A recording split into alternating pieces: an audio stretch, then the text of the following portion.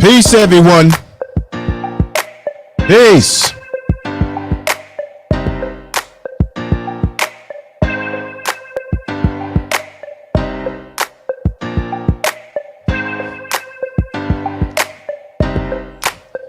Yeah. Woo.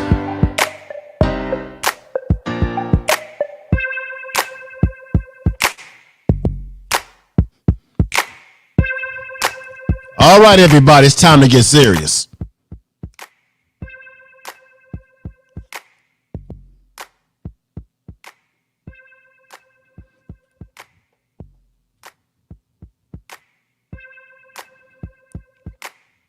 Okay, everybody. So I want to get into it right now. I don't know how many of y'all got a chance to see this story, and it's been out for a while. I didn't see it all over the news, but I did run across an article in The Guardian about this situation in Michigan. Now, remember a few weeks back, I did a video highlighting and talking about what was happening in Michigan with the militia that was out there that took over the Michigan State House, demanding that the governor step down because they were upset because of the fact that they didn't want to be on a lockdown or a shelter in. And the governor, Democrat, this was very political because most of the protesters that were out there were Trump supporters. They were pushing the, let's make America great again type of nonsense. And they were out there, a lot of them, some with masks, some without masks. And the whole reason why this whole thing happened is because of the fact that they didn't like the fact that they were losing money and it was hurting their bottom line. And as I've said in the other video, black people, we have learned to do we have learned through many years to go without. And there's certain other groups who can't handle when they are going without. And so therefore they made a protest, and I highlighted some of the pictures you see right here. They took over the state house. And from what I understand, they not only took it over, they went inside and went into the chambers with their guns. And of course it is legal. For anybody out there saying, oh, it is legal. I know it's legal. It is legal for you to have your weapons on state grounds. They were legally within their right, but they took it a little step far because they went into the chambers. They kind of surrounded the state representatives in the balcony area surrounding them. And from all accounts, a lot of the state representatives said that they were frightened for their life. Some were wearing bulletproof vests. Some didn't feel very comfortable at all. I know I wouldn't. And so they were exercising what they call their constitutional right to bear arms. And I had mentioned how it was interesting that nothing happened to them in terms of they didn't get their guns taken away. They didn't get disarmed of their guns. They were screaming and yelling in the faces of the state police, but they weren't thrashed around whatsoever. There was a photo, and I didn't put that on here. There was a photo of one of these members that was yelling in the face of a police officer, and you didn't hear any account of any of these guys getting arrested, slapped around, or anything like that because they were exercising their right. But, does it come at the price of other people's rights? Okay. And so I want to talk about this story. I know some people have probably heard about this or not, but have you heard of Sarah Anthony? She's a beautiful sister. Here's a picture of her right here. Sarah Anthony. She's very beautiful. And she wasn't playing no game. About a few days after they had that protest in Michigan, she felt uncomfortable with her safety. And this sister is 36 years old. Let me give you a quote by her. She said that the state representative, Sarah Anthony, 36 years old, said she wanted to highlight what she saw as a failure of the Michigan Capitol Police to provide safety for lawmakers, adequate security during protests, which saw demonstrators with rifles standing in the legislative bodies above them in the chambers, above lawmakers with their AR-15 rifles. Now, I'm not saying that they can't have their AR rifles. First of all, I don't know why anybody would need one of those, because what are you going to hunt with that? But nevertheless, they have a right to bear their arms and have that. But she felt very uncomfortable. And let me take this right off. And as a result of her not feeling very safe, she hired, these were just basic citizens of the community. One of them is a fireman, a brother. Michael was his name.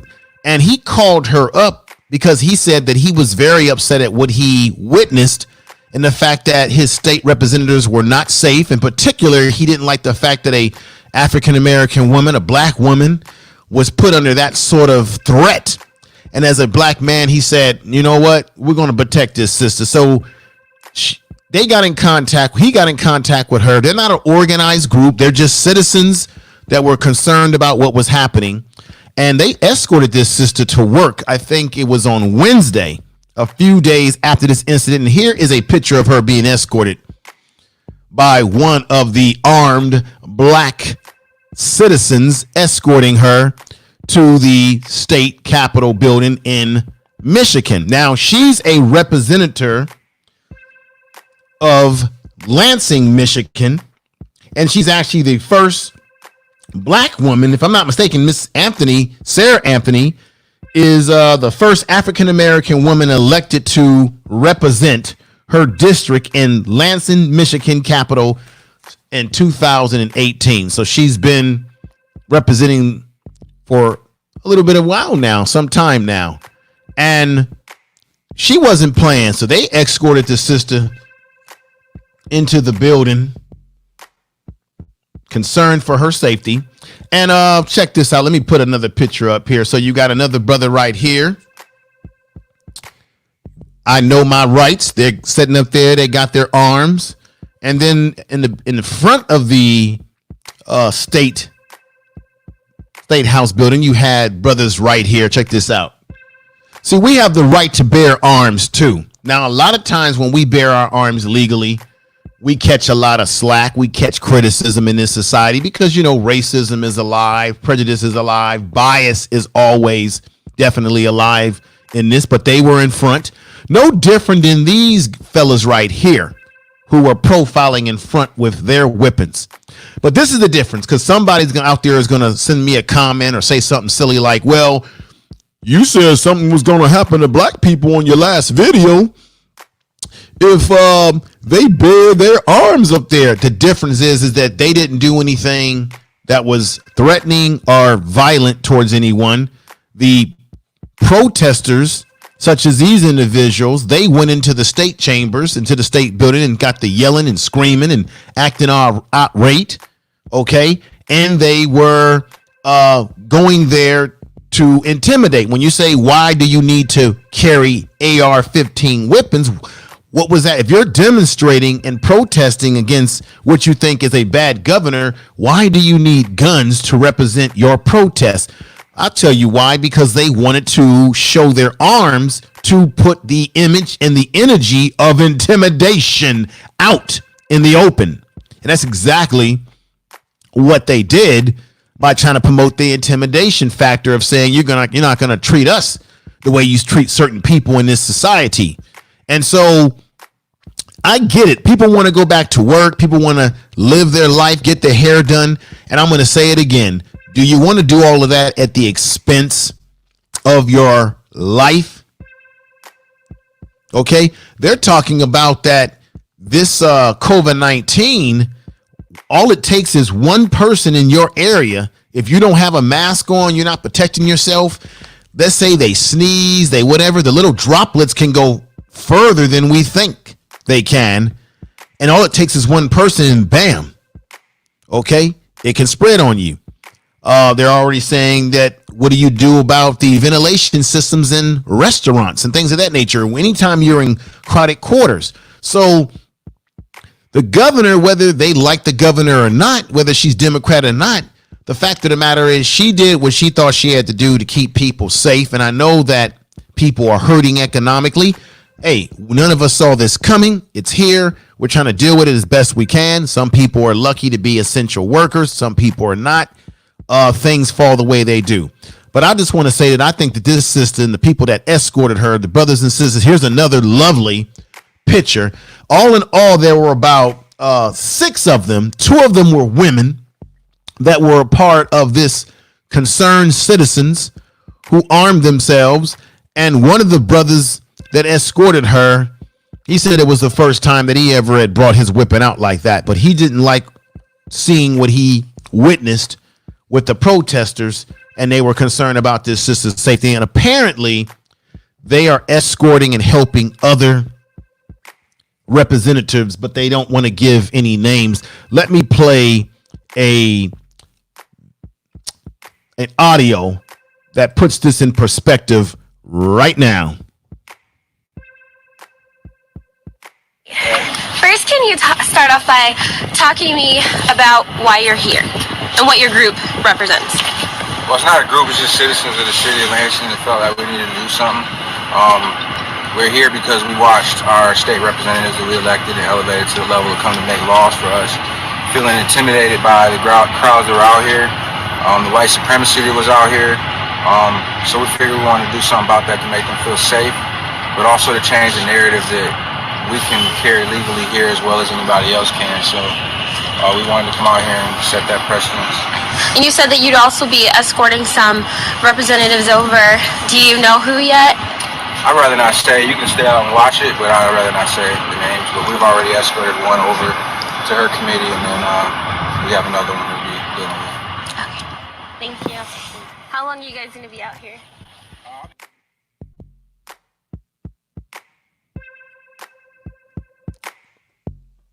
There it is. That's right. I'm going to say this one time, and I'm going to say it one time, over and over again.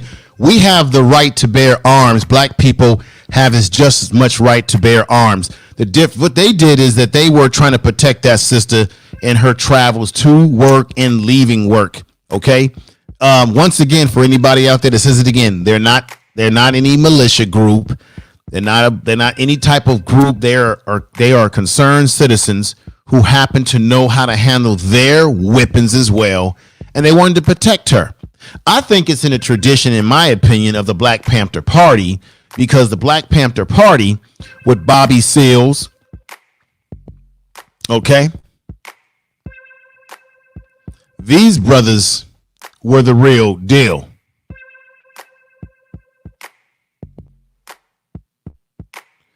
The Black Panther Party was designed to protect black people. It was formed in the community of Oakland.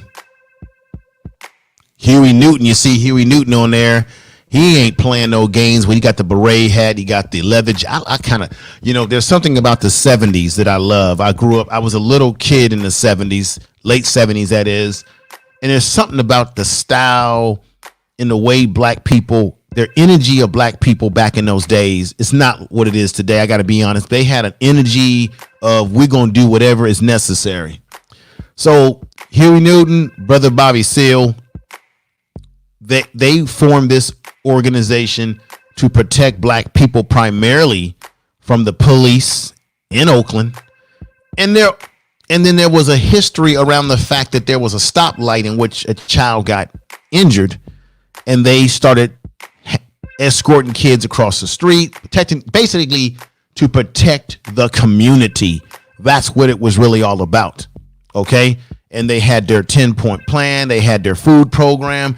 The Black Panther Party was just not a group. People tend to label them as some militant group, but they did a lot in the community. A lot of the things that they're doing today with food programs in school, the Black Panther Party was doing it.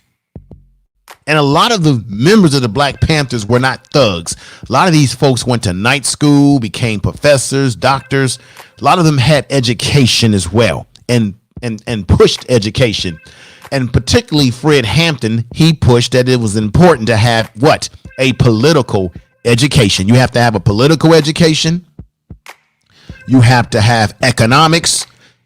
In order to have black power, you got to have those central things: the economic, the political education, the political power along with that. And you have to be able to have a strategy organized and a plan of action of how you're going to carry it out.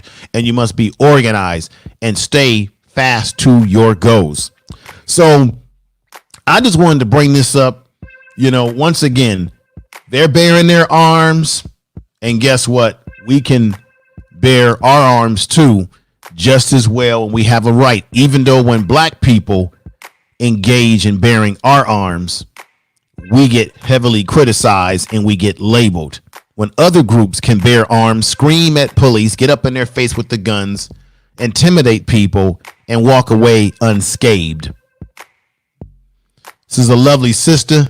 She's doing what she had to do. And this was in Michigan at the state building just a few days or so after the protest in Michigan at the State House, where the sister had her black armed escorts. I think it's wonderful, the approach that she took in this situation. I think it's wonderful. Now, before I end the program, this is just going to be a short video. Let me go ahead and play something else, because this is why it's very important. There is a gun club. I think it's called NAAGA, one of the biggest black gun clubs in America. And I'm going to play an audio clip for you, and I think it's very interesting. And I need you to do something very important for me. I want you to share this video. So definitely, let's go ahead and share the video. Like this video now, but share it in all your social media so they can grow the channel following, and it can also give more attention to this issue. With that said, listen to this audio.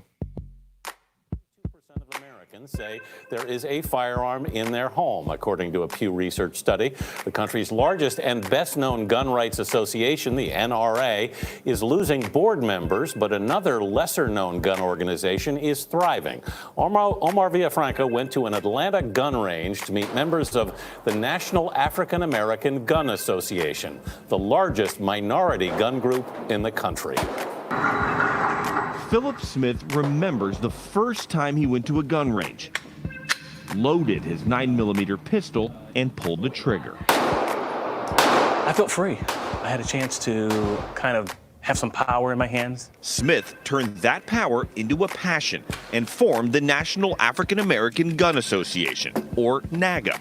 The first chapter was in Atlanta. I didn't think I'd get more than 30 people. In just 5 years, NAAGA has become the largest minority gun club in the country.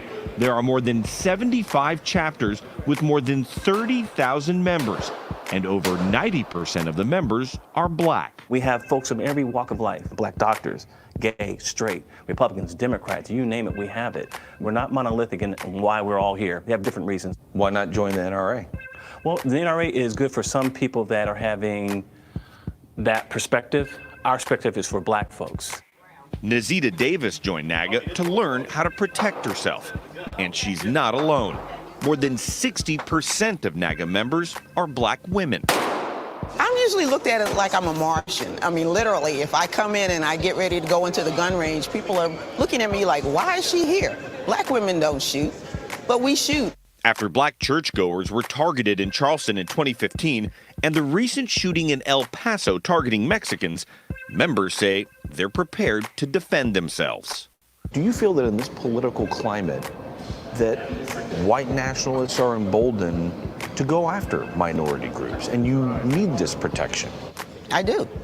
Like I said, even though I generalize, it's not just crime in our communities, but it's also a white nationalist. I mean, I do believe they're emboldened. And yes, I want to be armed. I'm not going down without a fight. So I look at it that way. And so by being able to protect ourselves, by training properly and getting our practice and learning how to defend ourselves, at least we will be able to fight back if we are attacked from white supremacists or white nationalists. NAAGA promotes the Second Amendment and social justice. But Smith says he's aware of the dangers of being black and legally armed in America. He pointed to the Philando Castile case in Minnesota, where Castile, who was licensed to carry a gun, was shot and killed by a police officer during a 2016 traffic stop. NAAGA immediately condemned the shooting, while Smith points out other prominent gun rights groups like the National Rifle Association did not. Them not speaking up says more to us than anything. Are you in agreement with that? I couldn't be silent. Tears came out of my eyes when I heard this brother got shot. If you're an organization that wants to get black folks to back you up, that's the best way. Speak out when you see injustice. Don't sit there silently like you don't know what's happening, because we're a very intelligent group of folks. The group is talking about getting political and endorsing candidates, which could make them a political force. But they're not there yet. It's something they'll discuss at their first national conference next year. For CBS This Morning.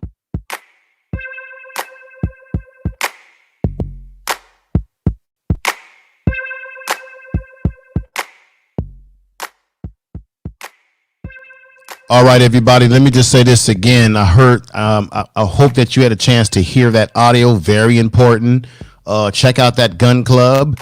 You heard the sister on there saying that one of the reasons why she joined is because she is concerned about hate groups and attacking her. You have black men around this country who have been attacked, and women by police. I'm going to say it again. You got some crazy stuff going on in New York and around the country where cops feel emboldened during this time of sheltering in and lockdown to go into black communities and harass black people, while they're allowing other groups of people, like in New York, where they're letting white people gather and they're giving them gloves, while at the same time harming us. This is happening all over the country, and I think it's a damn shame.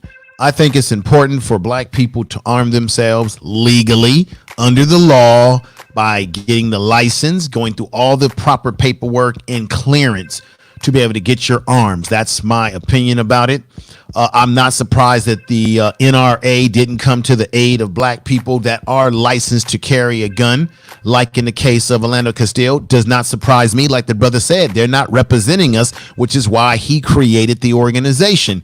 When he started it, he thought he was only going to get about 30 members. It's growing and growing.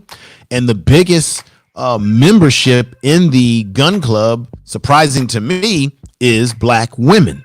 I find it very interesting, and I think that's what we need to do. Personally, I think that the more and more black people engage with getting guns legally to protect ourselves, protect our families, and follow the law, whatever state that you live in. If they say you can have open carry, you can do A, B, and C, you've got that right. 100% you have that right.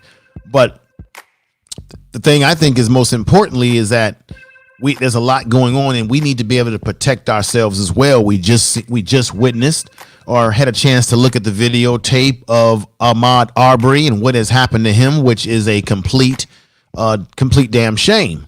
And so we've got to protect ourselves. And as a side note, they're finding out that the DA, Jackie Johnson, is all locked up and booed up with Gregory McMichael. I mean, this man was not even certified and properly licensed to be a police officer. She knew it, and she was warned by her superiors about this, that he didn't have proper certification to even be an investigator.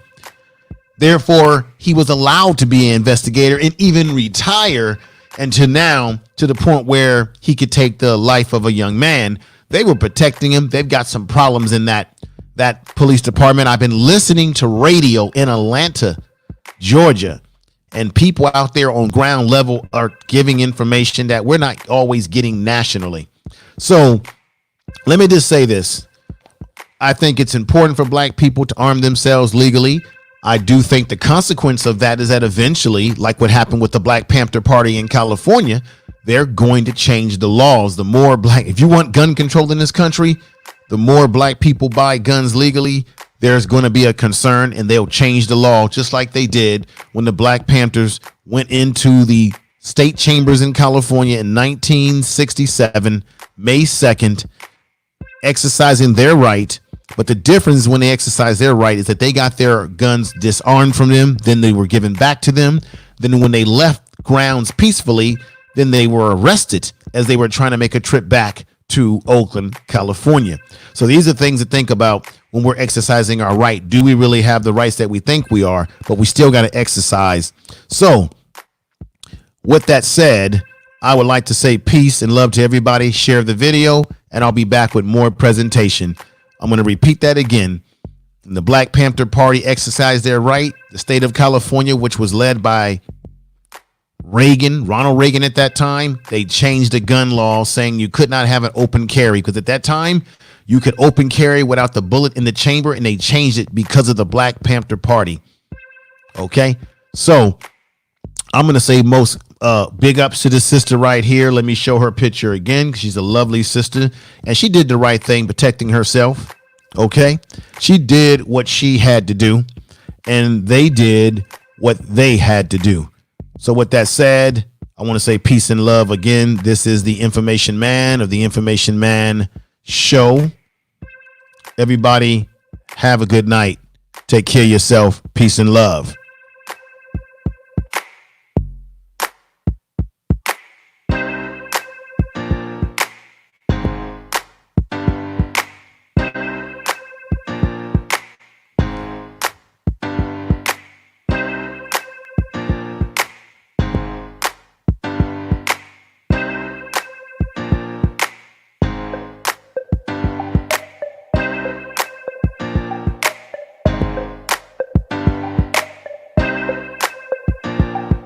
Tell the truth.